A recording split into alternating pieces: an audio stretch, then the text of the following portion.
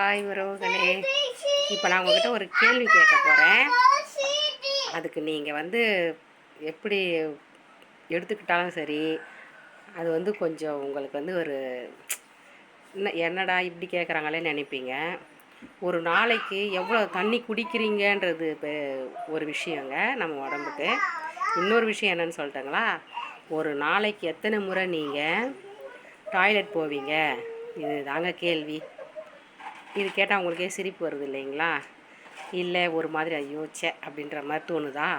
அப்படி நினைக்காதீங்க.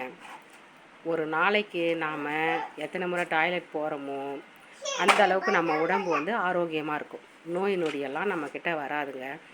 அதனால் நம்முடைய கழிவு பொருள், அது நம்ம வயத்தில் ஒரு கழிவு பொருள், அதை எப்போ நம்மளுக்கு தோணுதோ, ஐயோ இப்போ நம்ம பாத்ரூம் போகிற மாதிரி தோணுதேன்னு தோணுச்சுன்னா உடனே அதை போயிடணுங்க. அப்போது தான் பார்த்துக்கலாம், அப்புறம் பார்த்துக்கலாம் அப்படிலாம் இருக்கக்கூடாது.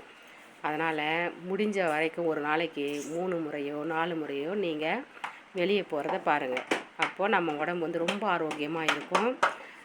அது நம்ம உடம்புல எந்த நோயும் வராது. இதை நீங்கள் பாருங்கள், நான் சொல்கிறது உண்மையாக பொய்யாதுன்னு வேறு ஏதாவது ஒரு புக்குலேயோ இல்லை இந்த மாதிரி ஒரு சோஷியல் மீடியாலேயோ நீங்கள் தெரிஞ்சுக்கிட்டு அப்புறம் நான் சொன்னது உண்மையாக இல்லையான்னு எனக்கு கமெண்ட் பாக்ஸில் சொல்லுங்கள்.